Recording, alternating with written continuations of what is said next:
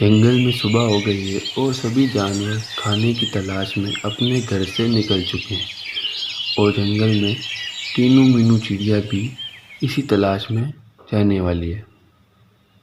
मीनू, सुबह हो गई है और सभी जने खाने की तलाश में निकल चुके हैं। चलो अपन भी चलते हैं।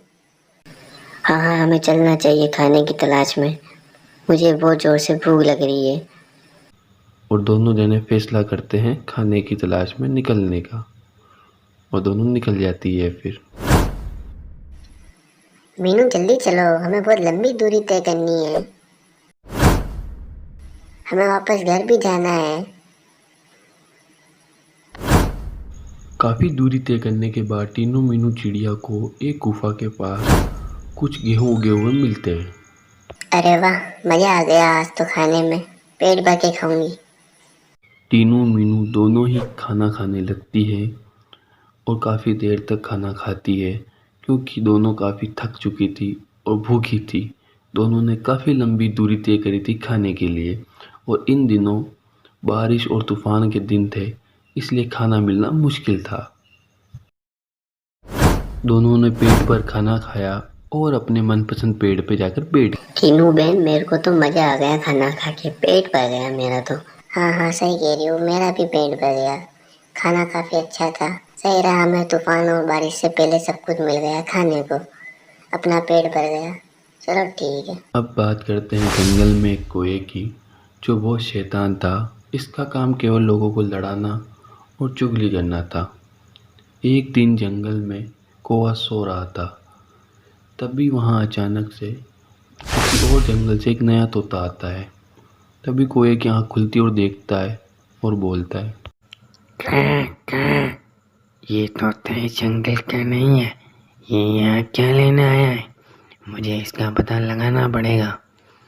कौवा भी तोते के पीछे निकल जाता है। आगे आगे तोता जा रहा था और कौवा भी उसके पीछे पीछे जा रहा था।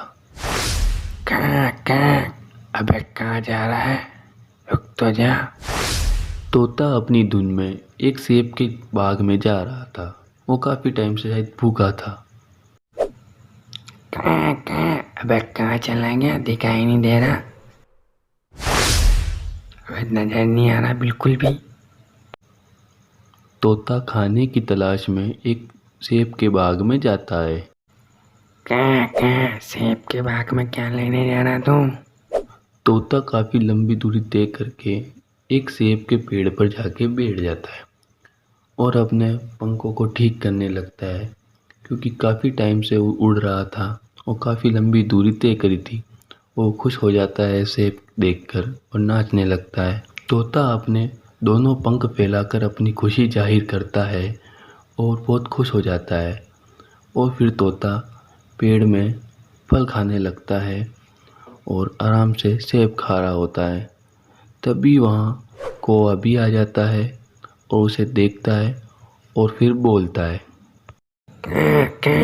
अच्छा बेटा, जंगल में सेब खा रहा है। ठीक है, खा जा बेटा, खा सेब खा। तुझे सबक सिखाता हूँ मैं सेब खाने का। कौवा ये सब बोलकर वहाँ से दबे पाँव धीरे धीरे वहाँ से जाने लगता है। तोता वहाँ झूम रहा था और मस्ती से सेब खा रहा था। वो कौवे की चालाकी से बेखबर था, उसे कुछ नहीं मालूम था। कौवा जंगल से दबे पाँव धीरे धीरे जा रहा था ताकि उसके पंखों की आवाज़ तोता सुन ना ले। वो धीरे धीरे वहाँ से जाता है।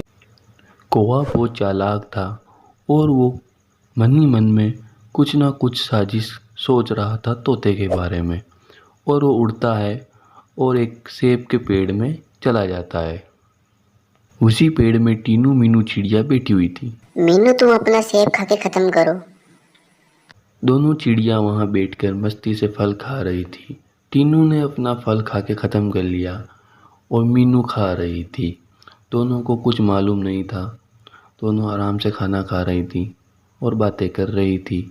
उन्हें कौवे की चालाकी से बेखबर थी। उन्हें नहीं मालूम कि जंगल में क्या हो रहा है और क्या नहीं हो रहा है।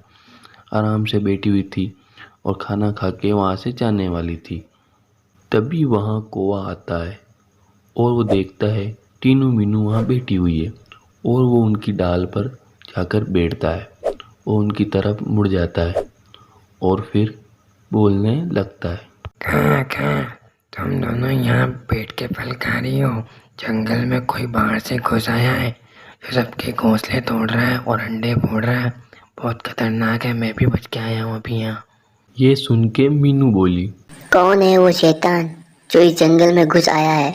नाम बताओ मुझे उसका, उसकी ऐसी की तैसी कर दूंगी मैं। तभी वहाँ टीनू बोली, कोई बताओ मुझे, कौन है वो शैतान जो जंगल में घुस आया है, जो लोगों का इतना नुकसान कर रहा है? उसकी ऐसी की तैसी कर देंगे हम लोग, वो जानता नहीं है हमें। ये सुन के कौवा वहाँ से चला जाता है। दोनों चिड़िया आवाज़ लगाती पर वो कुछ नहीं बोलता। चलो अपन दोनों ही उसे ढूंढते हैं। टीनू मीनू दोनों ही जंगल में उस नए शैतान की तलाश में निकल पड़ते हैं। टीनू, कौवा इसी दिशा से आया था,